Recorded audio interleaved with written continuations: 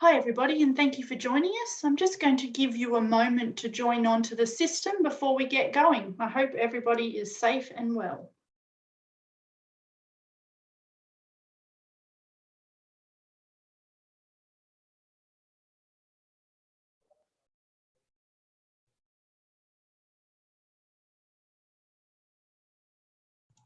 Great to see those numbers rising. We'll just give you a little bit longer and then we will get started. Okay, I think we'll get going. Thank you for joining us today. My name is Katie Lemaire. I am the SSSI National Events Manager. Firstly, in the spirit of reconciliation, SSSI acknowledges the traditional custodians of country throughout Australia and their connections to land, sea and community. We pay our respect to their elders past and present, and we extend that respect for all Aboriginal and Torres Strait Islander peoples today. I'll introduce our session host shortly, but just a couple of housekeeping matters. We do welcome and encourage questions today, and we ask that you type your question into the Q&A section in Zoom. That's the little bit at the bottom there with the 2 speech bubbles. You're welcome to type your questions in there at any time. However, Zaffar will ask our speakers these questions at the end of the session once they've finished their presentations. If you have any technical issues or you just want to make a comment, feel free to use the chat button, which is just this little single speech bubble usually at the bottom of your screen there. So chat for comments and Q&A for questions. A reminder that you and any others who've registered today will receive a link to the recording. This will come directly from Zoom 24 hours after the event, so tomorrow evening. However, if you have any colleagues that didn't get to register for today's webinar, they can still view the recording by going to the eCPD page on SSSI's website. This is where we store all our webinars for the past 18 months. So you're welcome to direct colleagues onto that. Within a couple of days, we'll have this webinar up there available for registration. So without further ado, I'd like to hand over to today's session host, Dr. Zaffar Mohamed-Ghouse. Zaffar is the past president of immediate past president of SSSI and currently our company secretary. Over to you, Zaffar. Thank you, Katie. I welcome everyone and hope everyone is safe. I deem it a great pleasure and opportunity to host today's webinar on the topic of GeoAI on behalf of WGIC. I wear multiple hats. One of the hats that I wear is the executive board member of the World Geospatial Industry Council, as well as the policy committee member with the WGIC. So it's a privilege to bring this webinar series to Australia, and I'd like to also thank SSSI for providing this opportunity for connecting the WGIC members here in Australia, which is AAM, and also our counterparts, Cyient, e-GEOS, Maxar Technology, Sky Global, and SI Analytics to join this conversation. AI, artificial intelligence, and machine learning have always been buzzwords. WGIC took an opportunity as a World Geospatial Industry Council, which was formed at one of the UN GGIM sessions in New York to look at sort of a private sector voice globally to inform businesses and voice the opinion across what's required for the industry. So WGIC Policy Committee commissioned this particular body of work on GeoAI, which did a global scan across all jurisdictions. What does GeoAI mean from respective governments and industry? And also it had an opportunity to look at the impacts that's from a policy perspective that various governments are currently undertaking. I encourage all to visit WGIC website. This report is open report, it freely downloadable to members and non-members of WGIC. The intent of this initiative is WGIC reports not only are accessible to the members, but also to the market and act as a body of knowledge to the whole geospatial community. With those words, I would like to first invite Mr. Harsha Madi-Raju, Associate Director of World Geospatial Industry Council, to deliver his talk on GeoAI trends, a deep dive. Mr. Harsha, the virtual floor is yours. Thank you, Dr. Zaffar, Katie, and Joanna for this opportunity. I would share my screen, and if you can confirm, that would be great. Yes, perfect. Great, thank you. Dear colleagues, a very good day. I am Harsha Madi-Raju, Associate Director at the World Geospatial Industry Council, also known as WGIC. And on behalf of this global council, I extend our sincere gratitude to SSSI for this collaboration with the WGIC. Today, I'm going to be joining with very distinguished colleague from our industry. And on behalf of WGIC, I'd be providing a brief on the council and the GeoAI report that we did. And then I'd be doing a deep dive into the GeoAI trends that has been discussed in the report. So for you who don't know WGIC, we are a global not-for-profit trade association of private sector companies working in the geospatial ecosystem. We are represented by leading geospatial companies providing right from hardware to software, services, and solutions to address global challenges using geospatial technologies. We are also partnering with leading organizations within and outside our industry to collaborate and drive value from the application of geospatial technologies, again, for global issues and challenges. As Dr. Zaffar has told you before, policy aspects are one of the things that we do at WGIC, and policy reports is one of the key outcomes of the work we do. And GeoAI ML applications and policies, a global perspective, is one of the reports that we did launch this year during the first quarter of 2021. And I welcome you all to download this report from this web link. You can use this link that is available on your screen and download this report for free. As you can see on this slide, for this report, we covered major regions and geographies that are at the forefront of technological developments and policies, especially data policies for this report. Further, we spoke to 30+ experts within our industry, and more than 15 members from WGIC contributed to this study. A select few are here today actually to share their work on GeoAI with you as well. Now let us take a deep dive into the report. And as per the report, what the definition of GeoAI, what we have carved out is that GeoAI is an emerging scientific discipline that combines innovation in spatial science, AI, ML, high performance computing to extract knowledge from spatial big data. And we have been seeing a lot of interest from various nations, especially leading nations on AI. And on this slide, you can see a message from the US Congress where it says, AI has the potential to disrupt every sector of the society in both anticipated and unanticipated ways. And we are seeing a similar message coming in from leading nations that we have actually studied for this report. While there are policies, recommendations on technology trends, I would, looking at the audience, especially the SSSI professionals, I would like to more focus on the technology trends that is an outcome of this report, so that you're all aware of how GeoAI trends are being emerging in our field.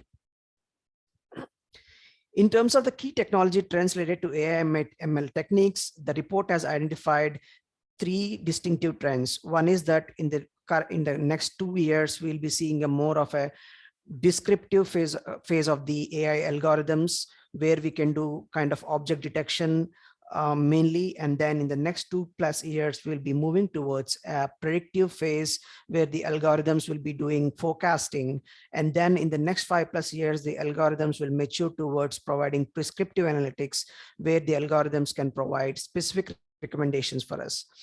The reason for this is that the underlying geospatial data is becoming available to everyone across the globe. Where we are seeing one is increasing the quality of data, variety, coverage, and frequency of geospatial data. For example, we see a lot of Earth observation missions now, which provide quality and variety and coverage for the data. And at the same time, we are seeing a decrease in the cost of the data for us as professionals and end users. Again, when we asked the experts during the study to forecast on the technology trends, they highlighted these 5 key aspects. What they're saying is, one is that we'll be seeing an increased automation, which will be possible. For example, we'll be able to have full automation in areas like mapping, object identification, feature extraction, etc. And then we will see a greater adoption of AI in industries like agriculture, forestry, and for use cases like climate change, etc. The third is that real-time applications will be seen as we will have more increased computing power available with us, and more AI/ML, more data would be available for AI/ML use cases, so that businesses would be then working on innovative use cases that we don't have or see today. And the most important thing is that the accessibility of AI/ML applications would be more prevalent. Specifically, AI/ML applications would be becoming more accessible to the geospatial professionals, as the pre-trained machine learning models will be available into the GIS softwares that we use day in and day out. So in the geospatial domain, as a result of the maturity in AI algorithms and the related trends, such as increased availability of data and automation and availability of AI/ML to larger audience, we will see a wide range of AI/ML use cases and opportunities emerge in the future. So what are the common GeoAI use cases that we currently see is what we asked our members and experts, and they gave us a comprehensive list of 12 application areas. And you can actually download the report and understand how each of the application areas are using AI/ML technologies. But I want to highlight 2 key use cases here. One is that the automatic map updates would be is one area where AI actually has a greater utilization today, where we have the ability to create digital maps by automatically extracting information, say about roads, buildings, terrain, etc., where trained deep learning models are being applied to data to maintain an up-to-date mapping information for various use cases. Also, semi-automatic analysis and extraction of geospatial information through CNNs and graph CNNs to analyze raster data or LiDAR data is also now possible. And some of the use cases that will be discussed today by our members would actually be towards those areas, is what I believe. So again, for more insights, I would welcome you to download the report and understand on how each of these use cases that is important for you has an implication with AI. As per the report, wider technological advancements will continue to push GeoAI field forward, and we will see breakthrough GeoAI applications from 2020 by 2030 and beyond. And the trends that are contributing to the GeoAI advancements are shown in blue mainly here, which are the computing trends, where custom GPUs and application-specific chips would be available, and we are seeing an increased availability of edge computing, along with maturity of knowledge-guided machine learning and quantum computing kind of trends that will impact and influence AI. And in the red, we see trends in the geospatial sector, where advancements in aspects like digital Earth or digital twins, hyperspectral satellite imagery becoming widely available, and the LiDAR capabilities coming into consumer devices and wider utilization of LiDAR will be actually some of the trends from our industry that will again enhance the utilization of GeoAI for such use cases. While we see a lot of trends and advancements, we also see a lot, few challenges and concerns from the experts. These concerns, the experts are mentioning, are related to the business operations. First, on the technology side, aspects such as veracity and quality of data and the inability of AI methods to explain the derived results are seen as some of the roadblocks. On the market side, the biases in AI, specifically when we are developing AI, without considering the diversity aspects such as diversity in geography, culture, gender, race, etc. The biases in AI have to be actually taken care of, is what the experts are saying. And also the slow pace of hardware developments specifically to the needs of geospatial industry are also seen as challenges. On the supply and resource side, the lack of standardized academic curriculum for AI is seen as one of the roadblock. And also we are seeing an increased resource divide and economic viability for small organizations to afford AI models and large AI data sets is seen as a big challenge. And the report is recommending to the geospatial industry is that we need to find consensus on the following aspect. First is that we need to identify and classify use cases by the risk of potential harm so that this information can be used by governments to calibrate regulatory and policy response.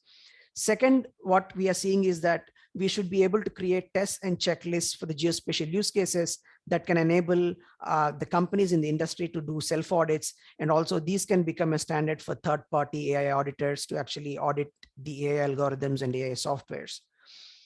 And the third is that we should develop and promote good training data, benchmarks, and tests within our industry to support the greater proliferation of AI technologies. So these are the key recommendations that the AI experts has for our industry.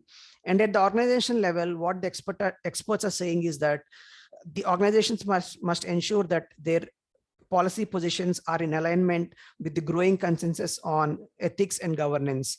And organizations need to create self-regulatory processes and mechanisms so that the clients can have good faith and start widely adopting AI. So in the conclusion, the key message is that the geospatial industry should lead by example and in good faith, and especially build norms for ethical use of AI so that customers, policymakers, and citizens at large have strong reasons to trust the AI offerings from the geospatial industry. I thank once again the SSSI community for this opportunity, and please reach us if any of your commercial organizations want to be part of WGIC community so that we can work together. Thank you very much. Thank you, Mr. Harsha, for sticking on to the time. I would encourage the participants. We have about 47 participants online.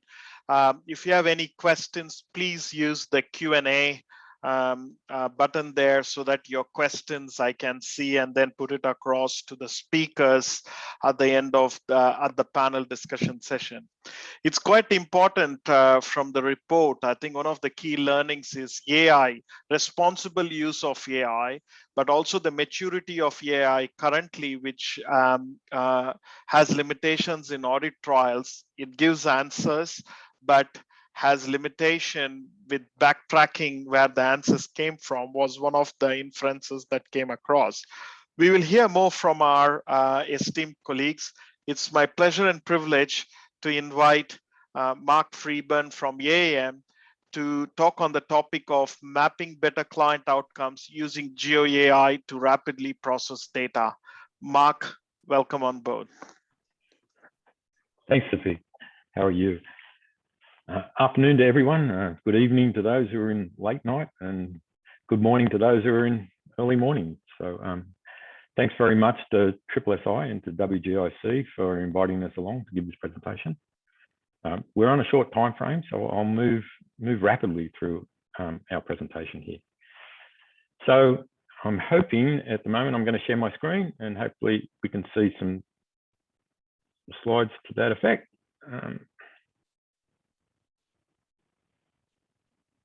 Okay, so hopefully we're all seeing the screen. Yes, Mark. Okay, thank you.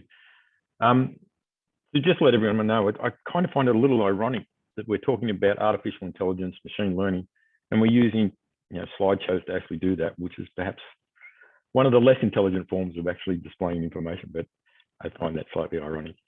But for a world service like this, that's probably the best outcome.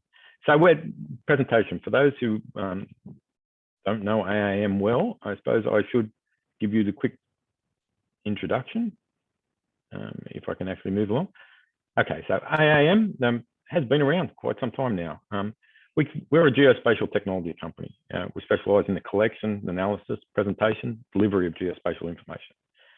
This particular presentation is all about the analysis of that data and how do we actually present it and deliver it faster, better, and in better form for our clients. We're passionate about the digital maps and measurement make our world a better place. We think a lot of what the world now faces in front of it can be served better by geospatial data, and it's up to us as an industry to make sure that we put that into our customers' hands. We capture, we measure, we present geospatial data. We help to make our clients more informed, and we hope that they make more informed decisions from that. So most of our process is not necessarily about making the decisions ourselves, but helping our clients to make the right decisions. So quickly then to the challenges facing the modern mappers, and I will use the term mappers because to some degree, it's a very generalized form of geospatial.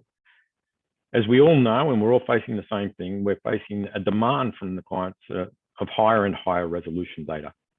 The data's not only got to present with more accuracy, it's got to present with better precision, and it's got to represent real world environments. That's just a growing trend. It needs to be more and more of that same data. The higher the resolution, almost the higher the volume of the data that needs to go with it. We're all seeing that. And we're all trying to find a way in which we can deal with it. We have hungrier and hungrier consumers, and almost no matter what we actually present in front of the customers, the next question will say, how can I get bigger, better, faster data? And what can I do with that data? And what can you do with that data to present it better to us? We have bigger and better expectations, both for ourselves, but also for the world in general about how it consumes geospatial data, but also how we present geospatial data, hence the AI. And as much as this presentation is about, it has to be faster. We heard Harsha talk about some of the outcomes at this stage about being able to present data better out of AI outcomes because it is faster to produce. So our major program within AAM has been the application of what we call LiDAR-netics. LiDAR-netics is an end-to-end process that takes field data from LiDAR sources and produces end products delivered straight to the client. In some of these cases, we're embedded within the client's end applications and on their networks. They take the data directly from us, and it feeds directly into processes downstream. So when I talk about field upload, most of our data is airborne data that we're feeding through this process. At this stage, we would land an aircraft, upload through our own processes. We have a number of ways in which we break the data up, speed up processes over any form of communications we can, including 4G, 3G, 5G networks, as well as wired types of interfaces that puts the data into a cloud. We process entirely through a processing path which is automated, and we use artificial intelligence within that automation to classify and segment the data. We then run adjustments on the data and present end products to our clients. All that is entirely automated. So a lot of this data will be landed, to give you an example, would land at say 4 o'clock in the afternoon and be with clients before they go to dinner. So our intent in this process is to build this entirely within our EAP system, which we use NetSuite for that thing, but we can use any interface for that. And to make sure that we have all the other processes handled, including the metadata and all the structures that need to go with it. The LiDAR-netics application suite in itself is all built entirely on AWS. I don't want to seem like an advertisement for AWS, but at the moment they present a fairly complete set of tools and a complete set of environments in which to work up the idea of not only doing AI applications, but building them into a complete pipeline. So we've taken advantage of those. We do use some other cloud-based providers, but we do most of our LiDAR-netics application within the AWS suite. And as you can see there, we use just about 12 different major topic items within the AWS environment. And we do stretch them quite a bit and push them hard. I will say, don't let anyone ever tell you that AWS is limitless in its capacity. That's probably not true. Small example, all the images I'm about to put up in this slideshow from here are AI generated in their classifications. This is normal LiDAR data. So the example we're showing here is from a urban-based North Island, New Zealand capture, 16 points square meter, fully classified within an AI process. But what's interesting about this really is why do we consider that AI for LiDAR is slightly different? You'll see a lot of the presentations today have a focus on the imaging components within our capture programs. But LiDAR presents some challenges for us. That first off, the data, that is the individual points that are captured by a LiDAR in XYZ form, are non-discrete. In other words, they don't by themselves actually match anything else around them. They are random in their function. They're not contextualized. A point can represent only its own self, but we can build some intelligence by mapping those points together. The point is random, at least from a machine learning view. So a lot of the machine learning techniques that are applied to LiDAR use random selection of points in the actual feed for both training and for inference out of this process.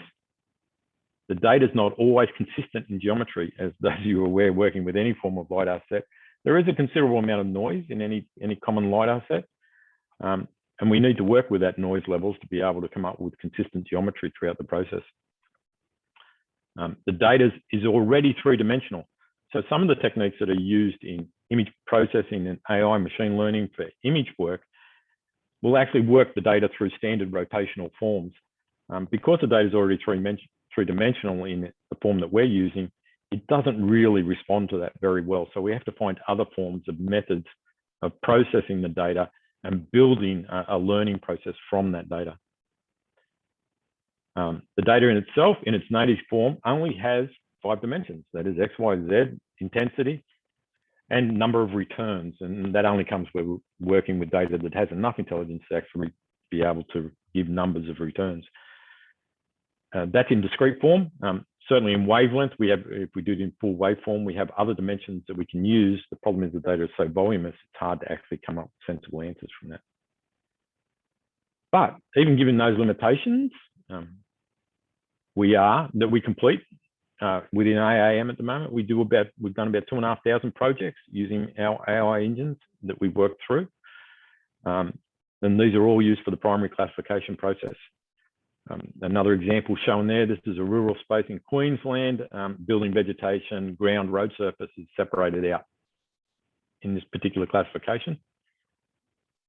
Each month, we do about 6,000 square kilometres of LiDAR data on average, all pass through our AI feature definitions.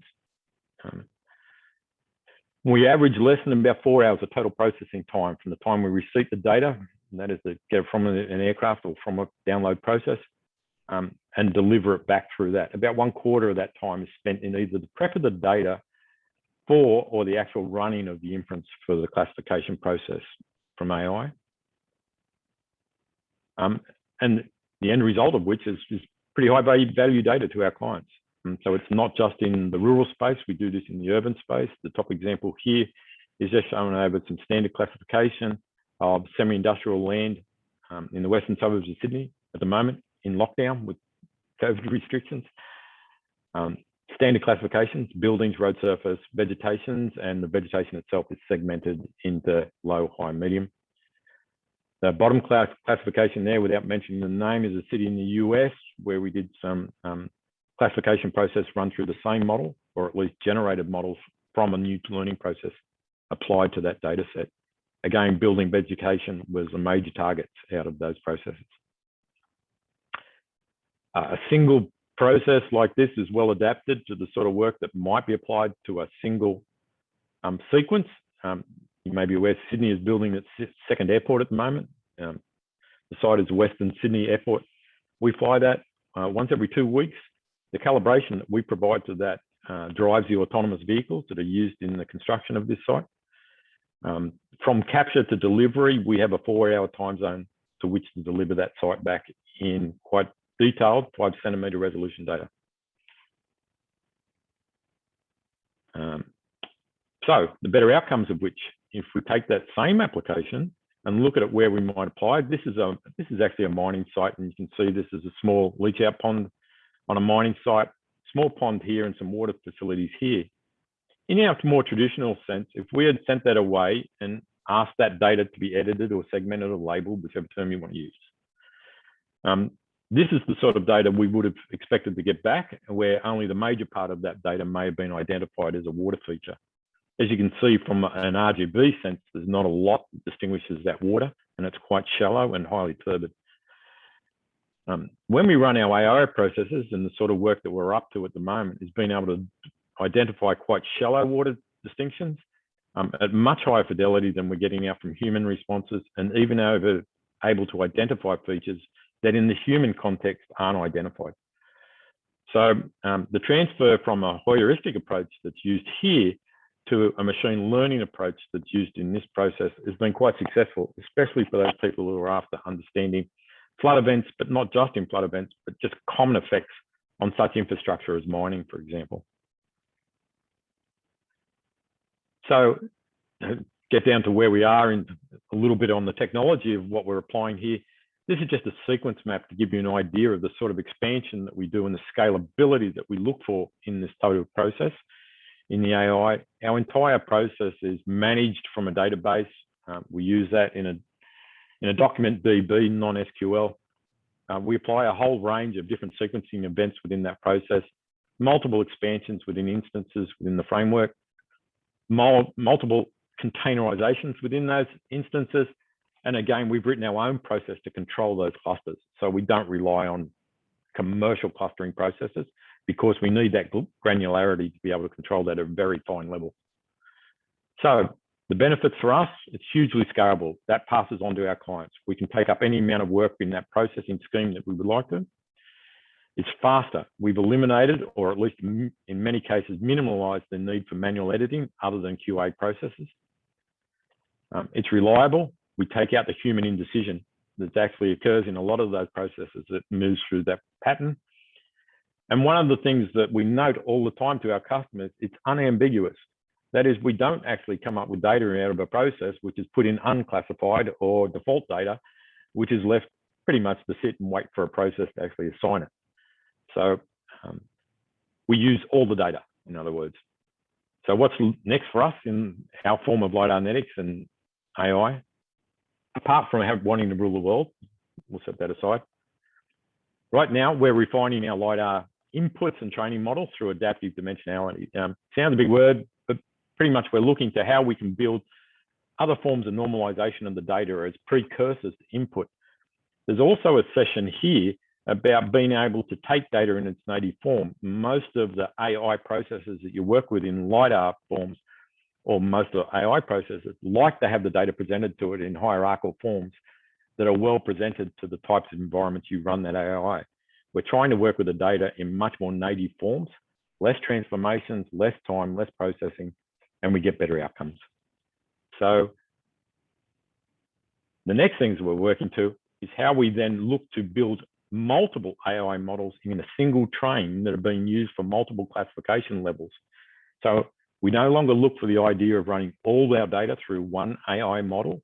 We run our data through multiple AI models, segment in turn to suit that, using both more traditional machine learning sort of segmentation processes based on regression, feed that into multiple AI models for different segmentation based on the type of features we're chasing. So at that point, we think we're well on the road to getting to those sort of things of where Harsha spoke about, into those red boxes where we're being very intelligent in the way we're presenting our data to our clients. So with that, Zaffar, I'll pass back to you. Thank you, Mark. It's often when we talk about AI, it's always pilots here and there. It was quite pleasing to see a real outcome. The airport example was very mind-blowing to see how the application reaches to the end users, giving the safety, productivity, and so on and so forth. But also, I think I learned a new word, lidar-netics. Always, it's very inspiring. Mark, by the way, so be careful. To learn, and this is what geospatial community, you keep on learning, right? Well done, Mark. We'll have a lot of questions. We'll come back to that in the panel session. Thanks for the informative presentation, Mark. Thank you for having me. Thanks, everyone. Pleasure. From Australia to North America, I have a pleasure of inviting Jubal Habster, who's Vice President and Sector Head, Geospatial United States. So, he's going to share his thoughts around the trends in GeoAI from Cyient point of view. Jubal, floor is yours. Thank you. Let me just go ahead and share my screen. See if this works.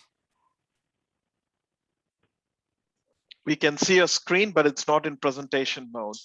There we go. Yep, now it is. Hi. Yeah, so I'm Jubal Harpster. I'm calling in from Seattle, Washington, on the west coast of the US, just past midnight my time, and I'm happy to be here. I'm going to talk more about a macro level around trends that I see in the industry and things that I'm paying attention to. But I wanted to start with this example. There's an application that was released a couple of months ago. It's an AI-based application that sits on the phone, and you point it at a jumbled pile of Lego bricks, and it sorts them, and then it suggests what possible models you could build from the Legos that you have at hand. And I thought of this because it's not unlike pointing a satellite at the Earth and trying to sort out what's on it, but it takes the next step, and it actually suggests possible interventions, suggests possible outcomes based on what it sees. And so this is an exciting example for everybody who has a kid at home that plays with Legos, but probably most of us, if you're nerdy like I am, maybe have a pile of Lego bricks in the closet. So the extraction of data from satellite imagery, this is probably at this point a fairly well-known example. It's got a ways to go to get good, extracting buildings and roads from ortho imagery, but it's a reasonably well-known domain.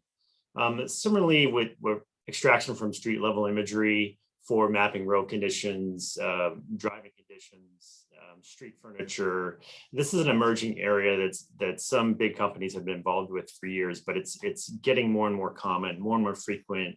It's easier to come by the data, and there's more pre-trained models out there. So I would say that while this is certainly a commercial activity that's up and running, it's got a ways to go, but it is a known problem. At least here in the US, I would say that the development of HD maps for autonomous is really driving a lot of the research agenda around development of GeoAI. There's so much money pouring into this ecosystem to try to map the urban environment at such a scale to release robot cars that there's so many academic articles on the topic, and it's really dominating much of what's out there. And from that, we can see there's certainly a trend towards data fusion. So this would be, taking terrestrial LiDAR, RGB, oblique, and trying to fuse that together. And this is really a daunting task when it's done by people, but when you apply some AI to it, you can actually improve the quality of the raw data input. You can use it to clean up point clouds like we saw in the previous example for segmentation. And you can use it for sharpening, post-process sharpening of RGB output. And so you can take the fused data and feed it into algorithms and come up with new scenarios that otherwise wouldn't be possible. I love these SKCD comics because there's always one for every occasion, even when you're talking about GeoAI, but it's really around the rise of the use of synthetic data. And we see this a lot, or I see this a lot in the simulated driving environments for autonomous development, where there's just not enough labeled data. So there's the potential for creating new training data that is generated by the computer to feed new computer AI algos.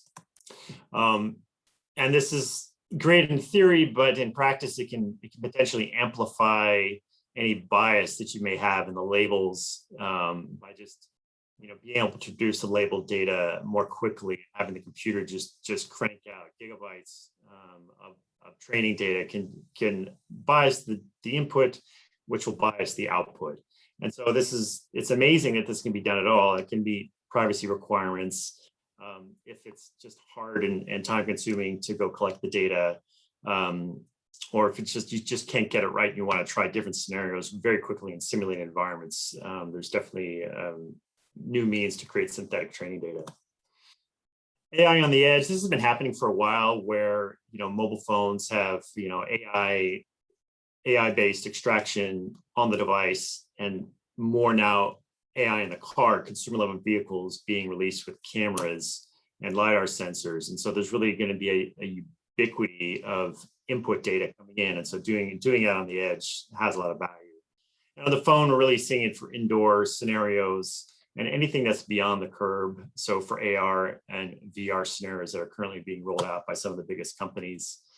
AI in the car, I mean, I think what we're looking at now is just really the tip of the iceberg on what's going to be here very quickly once these sensors are ubiquitous and cheap. And in most consumer vehicles that are out on the roadway today, we're going to see almost real-time updating of maps and information based on just constantly streaming data from millions of vehicles.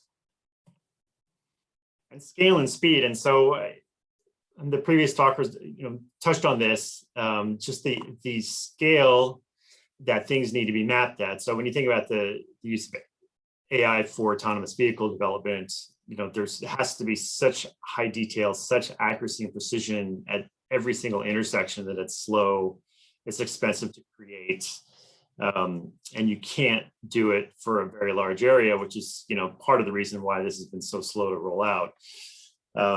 But as compute speeds up, storage gets cheaper.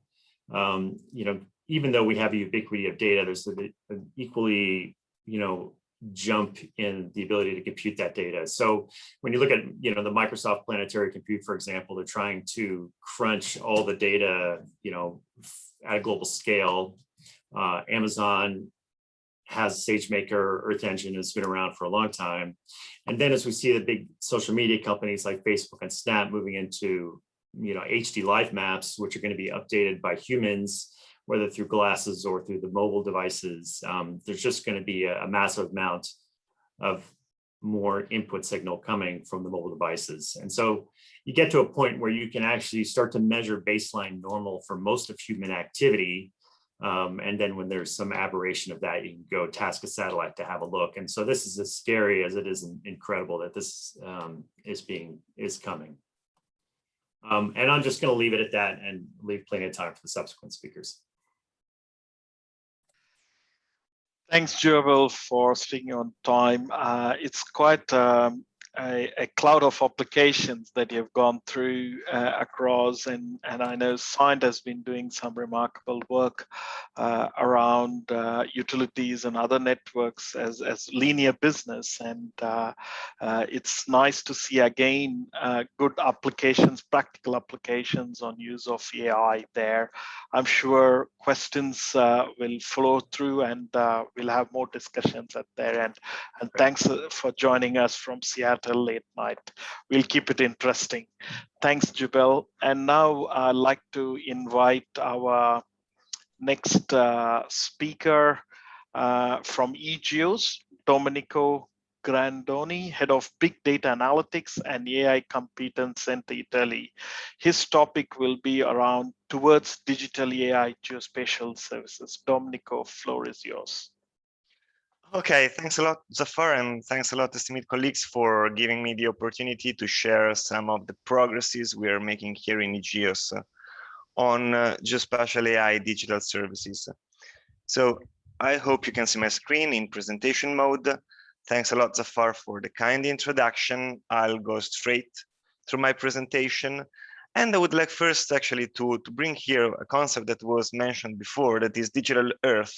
And for me, it's amazing to see how a definition provided by Al Gore in 1998 is still today very, very present and very interesting, and how technology in ICT, in satellite imagery, and in the collection of location and processing of location data is now making this vision really possible and really actionable. So why, for a service provider and a data provider like we are at e-GEOS Big Data Analytics and AI, that matters? Well, first, we are a for-profit company, and so for us it's very important efficiency. So AI do help us in managing our current business better. We will see some applications, but I'm very lucky because I have a very high demanding internal customer that is our cartographic production unit, for example. They have to be competitive on the market. They need to reduce their cost. They need to be faster, keeping the same level of quality of data and products they provide to customers, because customers, they don't care at all whether a product is generated by a human or a machine. They need a product to be of high quality and fit for their purpose. But another wing is actually the opportunity to use AI, big data, and analytics to grow new business and actually to quickly ideate, prototype, and bring into the market new products. So to do this, we have at e-GEOS two major assets. So one is the AI factory. So it is a system that we have developed on our technology for running different tasks like object detection, automatic target recognition, and anomaly detection. These are the three main areas that where we are now operational. And the AI factory help us in managing from an industrial point of view the whole life cycle of AI models. So in bringing training dataset, training AI architectures, and deploying trained AI models into processing pipelines. And the second major asset is what our mother company did, that is Leonardo, that invested in implementing a new network of corporate research labs in Italy. So more than 60 new research positions have been established in different areas. And we have one Leonardo lab that is dedicated to space technologies, where we are addressing more state-of-the-art challenges for AI, like, for instance, automatic feature learning, explainable AI, neural architectural examples, and so on. But for doing AI at scale, you need also to have access to a big machine, and either you pay cloud providers or you are lucky, as we are, since part of the big investment of Leonardo was also to establish an HPC for AI research. And this is federated with the HPC that we have also in e-GEOS. But in this big machine, we have access to 240 NVIDIA A100 GPU cards, so that we can run more AI models in parallel for benchmark, for scale, for quickly finding which is the best and the better AI architecture for the challenge that we are addressing in that specific model, in that specific moment.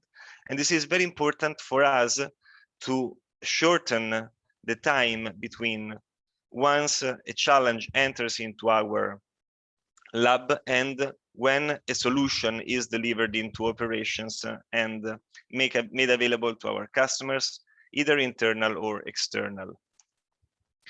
Okay, so this is how we see a typical Geo AI pipeline. So for us, it's very important to understand that merging AI capabilities with human capabilities, we have the possibility, for instance, to retrain AI models to improve their accuracies in local conditions to deliver the good results that our customers are expecting. And the most important thing is that with the AI factory that we have developed, this phase of retraining can be done, for instance, by GIS professionals, by cartographers. They don't need to have to be data scientists. And this is very important because they feel empowered that they can do themselves, for instance, this retraining phase and see and get the better results that they are expecting. We have built a big number of inferences from optical satellite imagery, SAR satellite imagery, but also drones. And this is very important because we are all converging into building information from different sources. And so, for instance, images and videos captured from drones are probably much closer to street cameras rather than satellite imagery. And AI models need to be adapted to different resolutions and also to a different view. And this is why we need the flexibility into our data science team. So these are just some visual examples. And these inferences are important for us because we do provide services in maritime domain awareness. So we are able to be faster and cheaper, for instance, in identifying vessels at sea. And here the AI is outperforming, for instance, humans, or in delivering building footprints. This is also very important because, for example, we are running the Copernicus Emergency Management Service rapid mapping, And when we are activated anywhere in the world, we need to deliver very quickly information on urban settlements. And with AI, we can save a lot of work in conditions where time is very short. So this is just an example of people detection and tracking that will be applied for law enforcement applications from drone imagery. This is another example on trees segmentation. We are segmenting all the trees over the whole Italian countries, and only with AI we are able to do this in an economically viable manner. And again, very traditional example of vehicle detection and airplanes detection. So, are we ready for taking off with AI? Okay, we have a lot of, so we need to have a lot of data partnerships, and we do have from satellite, drones, and non-EO data. You need to have a skilled AI team, and we have it in different locations. So people that can work on operational AI and on research AI. So the AI factory to bring everything operational and at scale in also hybrid configuration. So if you need it on-prem, we can bring it on-prem. If you need it in the cloud, we can bring it in the cloud. We have a marketplace actually to sell all the products that we deliver and that we build using AI. And of course, innovative business models based also on subscription for delivering also AI as a service through APIs. And this is something that we are working on and that we see very promising in the future. And of course, knowing the requirements, because AI as a technology is interesting, but it's even more interesting if it can solve problems in different vertical applications. And we have customers in all the vertical sectors that you see listed here. But what are the potential showstoppers? Well, as it was mentioned before, AI explainability is a topic, especially when it goes into certifications, but also the ownership of AI models. And this is, in a certain sense, limiting a bit cooperation, because cooperation works very well between one company that is developing the AI model and maybe another company that has the data or the challenge. But how does it work when both of them have knowledge on AI, and also how it is recognized, the ownership of requirements and the data set? Because when you bring a challenge, you're bringing requirements, you're bringing data, and you're bringing a lot of value that is then used by AI and machine learning companies that are making more and more complete their own models. And so what we see here, and that has to be addressed in innovative and creative ways, are challenges to build partnership and cooperations between these three different kind of actors. So data providers, both EO and non-EO, AI model developers, and GI service providers. In a certain sense, we are seeing convergence of these three categories because, for example, e-GEOS, but also other companies have the three characteristics inside. And so they have been expanding and acquiring competencies to be more complete and to deliver end-to-end solutions, fully managing internally also the technology. Okay, thanks a lot for your attention, and that's all from my side. Thanks, Domenico. Very interesting to see the concept of AI factory, and also very impressed that, you know, it's not just investment into machines and cloud. You need the right skills, and your presentation clearly outlined to have operational AI and the research AI so that we can bring these two worlds to solve real world problems. From Italy, I think we are going to New Zealand. I think, Rafael, if I'm right, you're from Auckland? Yeah, Christchurch. Hi, Zaffar. Christchurch. Yeah. Geographically close, first law of geography. Almost there. Welcome.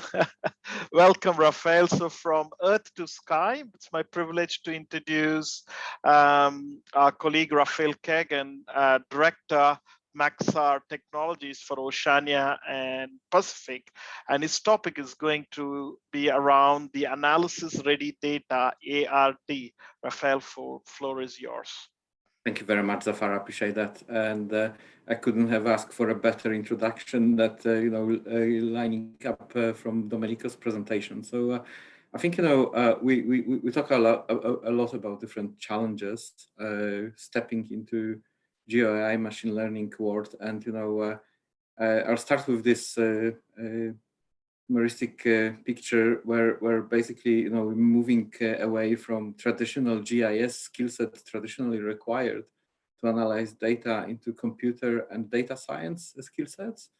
So, the problems that end users are trying to solve, require more and more sophisticated approaches and hybrid approaches, merging all different data sets. So moving forward, I think this summary here, sums up in a nice way, the most common challenges when working with the satellite imagery. It traditionally required, very specialized GIS remote sensing skills, or API and coding knowledge of the Juniper notebooks or Pythons and other stuff, and you had to be a subject matter expert in one of the areas actually to understand the problems of the end users that you're trying to solve. And then finally data, right? The data coming from multiple sources, which is really difficult, to process or to rectify atmospheric corrections and all other stuff. It's a lot of steps, and at the end of the day, it's very expensive. So I want to talk about Maxar approach, trying to simplify those challenges and making it more user friendly actually for the end users, for the people at the receiving end, scientists or decision makers. So I very briefly will talk about the solution that we are yet about to launch.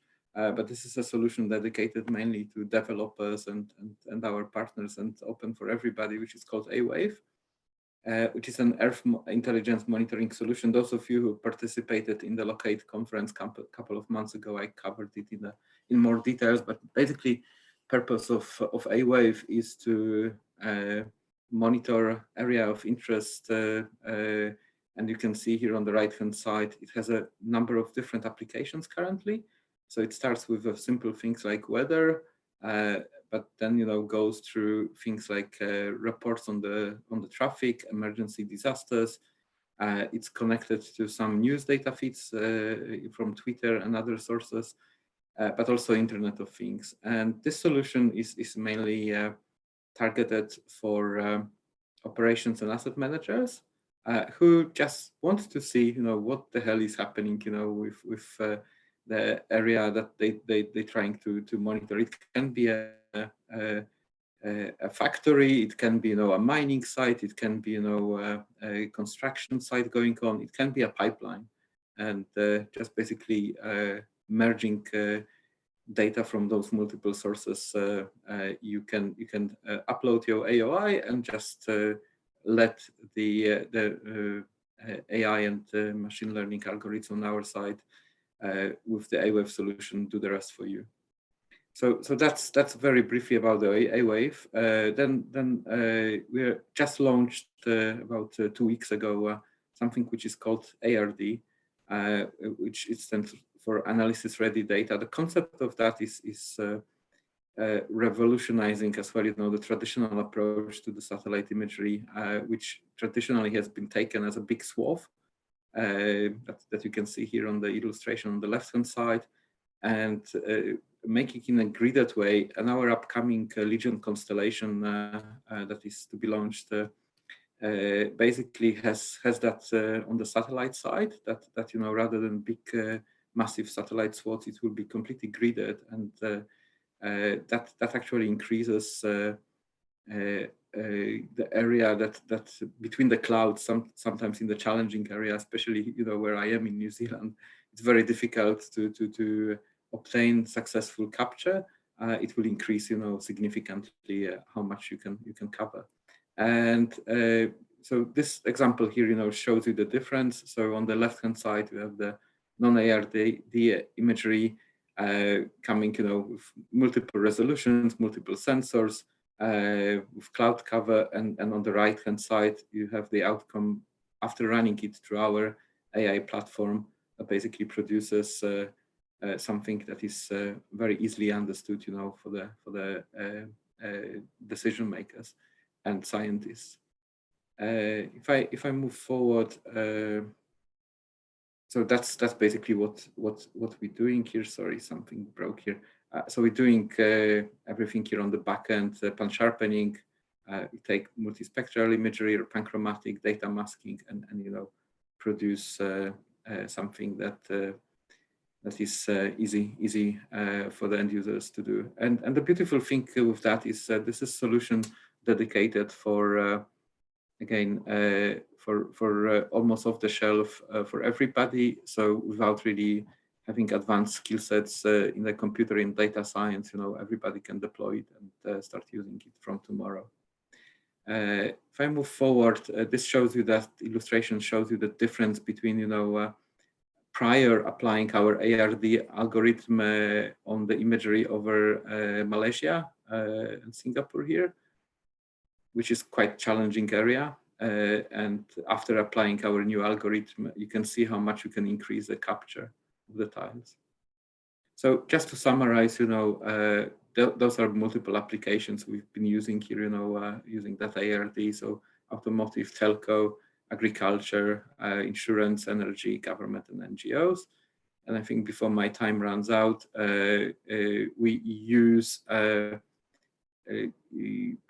we have acquired last year a company called Rikon and produce a bunch of different elevation products from our satellite imagery. And this is also all done using very advanced AI algorithm that we apply to satellite data that we capture and produce all those different products here.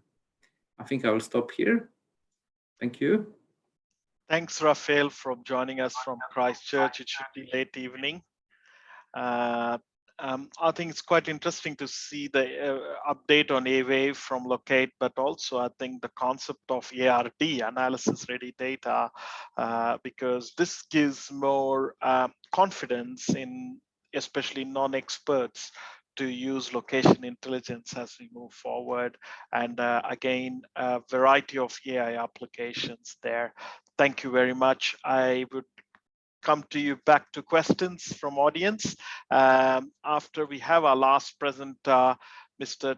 Tae-Gyun Jinon, founder and CEO of SI Analytics, who will share his thoughts on GeoAI trends and vision.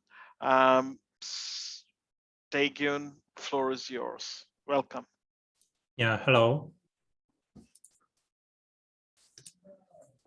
I will share my screen. Can you see? Yes, it's great. Yeah, okay. Let me begin. First of all, thank you for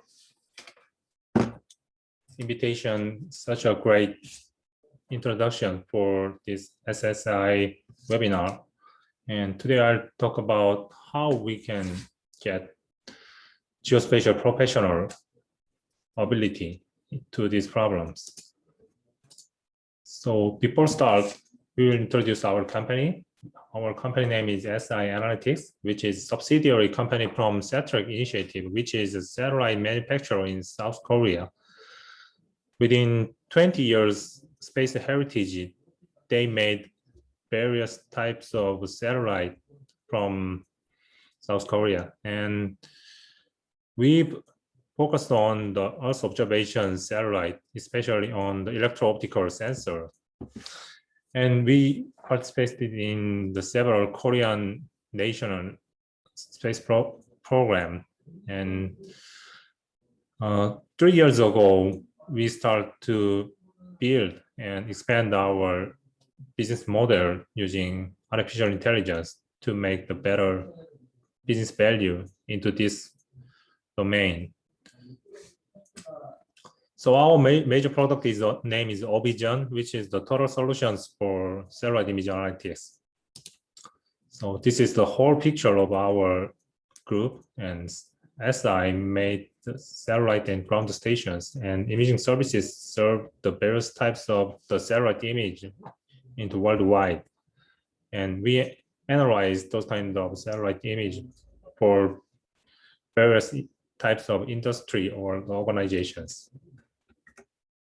So previously, many presenters already mentioned the GeoInt and the GeoAI process. And this process is very typical and very simple from the imagery and the intelligence and geospatial informations. We mix it together and we want to make those kind of comprehensive GeoInt product. So I would like to introduce 3 recent trends in the GeoAI domain. So first of all, the multimodality. Previously, many presenters already mentioned, nowadays they mix the radar data and EOS, and especially drone and aerial images, satellite image. And 5 years ago, the AI is very simply working for the satellite image. They just put them into satellite images or computer vision problems. So they just get the very simple analysis result, such as like the object detections and semantic segmentation or the change detections. Nowadays, the many types of the multimodal data put into these problems getting bigger, and it can be solved for very complex problems. And also the GeoAI systems getting much complex, and most of GeoAI researchers or developers want to build very simple portions as a part of AI architecture. They just want to make the machine learning code. But in the real GeoAI systems, there are huge components which have to be working as together for the data and machine resource and the AI serving and the monitoring various types of the management. As a result of the combination of the GeoAI for the AI and the geospatial data, so we have to control the data version and data quality and data labeling and automated machine learning and the model explainability. So to use or to build our own GeoAI systems, we have to operate the AI part and geospatial part into one single systems. Also, the third recent trend is there are too many data sets and their importance of the reproducibility is highly increased. That means the much more data sets will be provided by the various types of the organizations and industry and various purposes. But the problems of those kind of data set cannot maintain the reproducibilities for various types of the geolocations and the area and customers. And also the type of the data set is highly different for each data set. That means they just cut into such small group of the patch. That means we have to deal with the various types of the data sets or the open data set or the custom data sets. So through this of the huge problems, so we recently opened our AI native GeoInt solution, which name is Ovision. We target for the satellite image analysis for various purposes using the artificial intelligence, and especially we are our main resources from the constellation satellite, which is the public data from the planet or our own constellations. This Origin is the GIS software using AI and working with the AI packs for various purposes. The main goal of this software is targeted for the joint customer, but we can expand for various purposes with the changing AI packs. The whole process and the whole AI systems already built, and if the customer want this kind of system working as a cloud, and we can convert into the any type of cloud, such as like the AWS and the MS Azure. And the one strong point of this software is we can generate automated report by daily and weekly and monthly report with the customizations. And also, we analyze the GeoAI process for the 3 types of the components. And using the data set, we can provide the data annotation service or solutions. And using Origin AI packs, we can deal with the various geospatial problems with the AI native capabilities. So we also want to share our platforms to build and to make together the common problem between the South Korea and Australia, especially SSSI. So this is the various types of user applications we already solved, and we continuously solved for various types of customer and domain. And our strong point is we can collaborate and we can combine the various types of AI pack into one single problem. That means if we want to check the building damage assessment, we plug in various types of pack, such as disaster, land, building, plug in to solve our problems. That means we can expand much more combination and we can define much more complex problem that we can never been solved. So this is the one use case is to solve our recent achievement. The US DoD opened the data sets as an exhibit 2, and they revealed the 10 years World War III satellite imagery for the worldwide disaster. So we serve as a top 5 rankers, and we open our solution into the worldwide. And this solution is one of the major clue using by the Australia Ministry of the Defense to assist the bushfire in 2 years ago. This is the simple use cases, and you can see the result from the AI packs.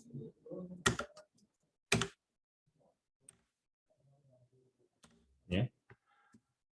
And also we want to make much more realistic use cases to solve together. And we want to open our solutions, or we can share our solution and we can define our common problems. This is the end of slide, and thank you for listening, and thank you for inviting such great webinar. Thank you, Taegun. I think it's quite exciting to see analytics in play, and especially a dedicated software vision which could be customized for AI needs, along with a strong application and data background there. I'd like to thank all the presenters, and now we encourage the participants without whom your interaction this webinar is not that successful. So I'd encourage people to please voice your views on Q&A, question and answer bar there. Already we have 2 questions, but please feel free to put your questions there so we can get our experts to answer. So I request all the panelists to open your cameras, and then we'll be able to take some questions across. We have a question around, given the COVID situation and health situation we are all facing, there's a question here around how could GeoAI be utilized, especially on digital health solutions, and how that could be put into practice, especially from a supply chain perspective for health administrators. Any volunteers to answer this particular question? And please keep your reply brief so that we can give other panelists an opportunity on other questions to come. Maybe Jubal, I will point out to you, mate, because you had, these roads and sensors and IoT. You have a response here. Well, I don't have a response from the perspective of supply chain. I did take, I guess at the beginning of COVID, took a look at some of the solutions that were being offered around mobility tracking through applications on your cell phone. And that was rolled out in several places. I don't really know if it was successful. It certainly wasn't where I am in the US. And then there's been a few efforts to track human interactions through Bluetooth on the mobiles as well. So similar approach to help track outbreaks of COVID, but I haven't seen anything that would help health professionals, certainly the practical applications of tracking down hotspots. Thanks, Jubal. Domenico, you have any views to add there? Yeah, from your person tracking applications. No, actually, yeah, there's a lot of work. Also, we are on a European Space Agency project that is Eco4Co, that is actually building some solutions for providing civil protections and hospitals with some tools also for identifying clusters. But this is something that looks very interesting from a conceptual point of view, but then you need to see the real applicability into practice. So probably more interesting is to know which are the potential hotspots so that municipalities can also better plan for that. In terms of digital health, something that is interesting from the GeoAI perspective, for instance, is the work that is been doing on the urban heat waves. That is, well, COVID sooner or later will end.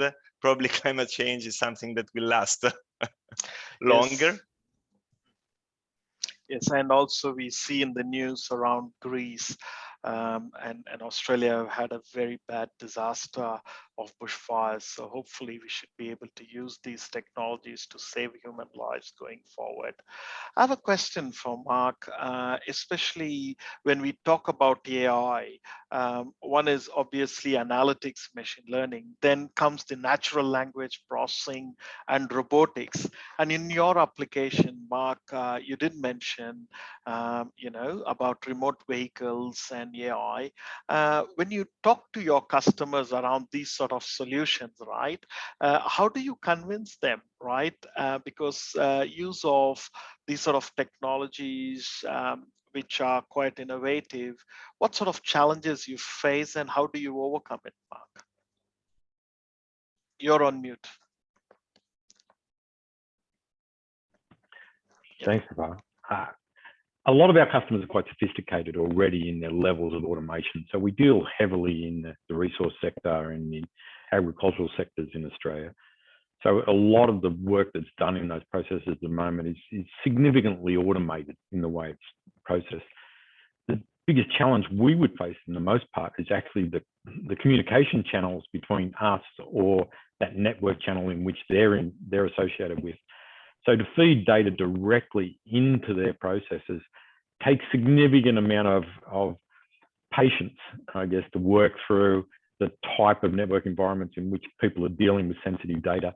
and dealing with mission critical data. I mean, when I use the term mission critical, that is that, you know, drives real vehicles in automated fashions in industrial sites. So in that sort of way, the biggest challenge we would face most of the time is not the communication, it's not the commercialization, it is the communication. It is the way that we can actually deal with making our data ingestible and put it in a process that makes sense to the customer. Yeah, excellent. Thanks, Mark. I think communication is always key, isn't it? Especially when we are talking about, you know, automated devices operating remotely. And our mining sector is quite a well-oiled machine there around use of adaptation on robotics and spatial intelligence there. But yeah, it takes a lot of effort to get folks over board. The next question is to Rafael. Given Maxar, produces a lot of analytic-ready data, obviously SSSI is a big body of professionals. My question is, how can geospatial professionals start learning and using the products and offerings on a more general basis? Rafael, over to you. Yeah, that's a good question. So you remember a couple of years ago, we had this GBDX platform, which was a great idea, and it spun off a lot of interest on the market. The challenge with that is we underestimated how many people will be using that and who is paying for the computing power. So we're changing slightly the model now and approach. However, the ARD has evaluation accounts and enables everybody, even students, in academia, to have an access to that and play with some sample data sets that are already there. And recently, I have been working with a couple of early adopters before general availability and going live with the product. And happy to say that out of 5 worldwide early adopters, we had 4 from Australia. So that really shows up that Australia is leading up in this domain. And yeah, happy to give that access to whoever wants to. So just feel free to get in touch with me, and we have a platform that anybody can jump in and start using. And there's a ton of historical data that we are opening up, and everybody can play with it. Thank you very much for that generous offer, Rafael. I'd like to go through each one of the panelists here. I'll start from Daegun because we all come from different jurisdictions here. And one question that always worries around the adoption of AI technologies is the regulation and legislation, and each geography is unique.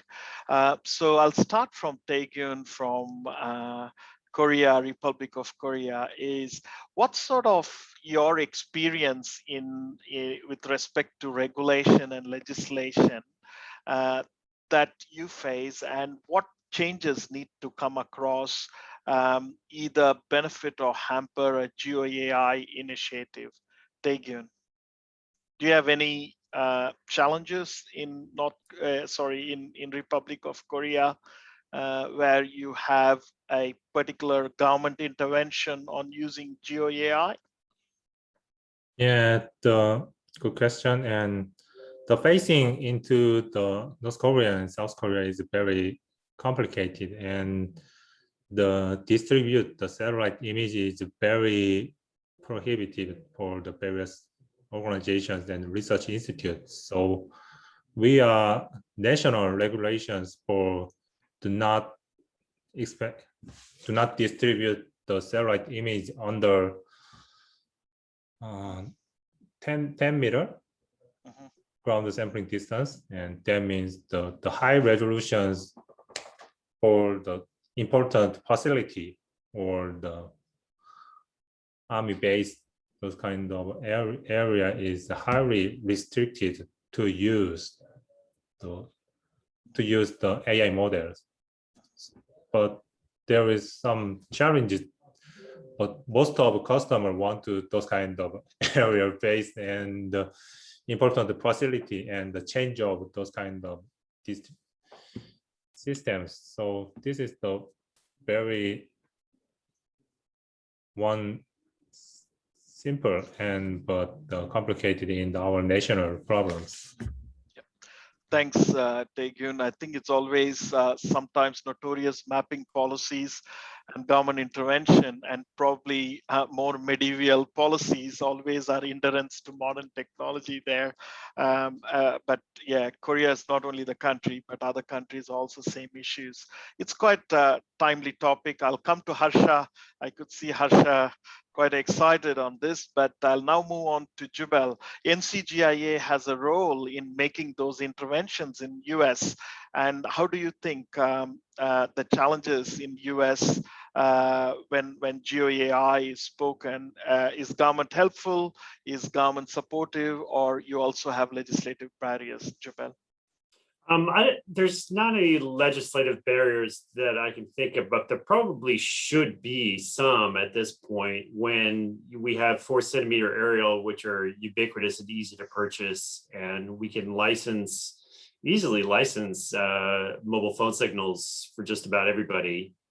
And blend that together in unique and wonderful ways to find new ways to target individuals for advertising. I mean, I think it's the technology is certainly advancing ahead of the regulations and the ability to ensure everybody's privacy. So yeah, it would be good to see some stronger government interventions, provided that we could still all engage in our commercial activities. Yeah, excellent. It's the balance there. Mark, your views.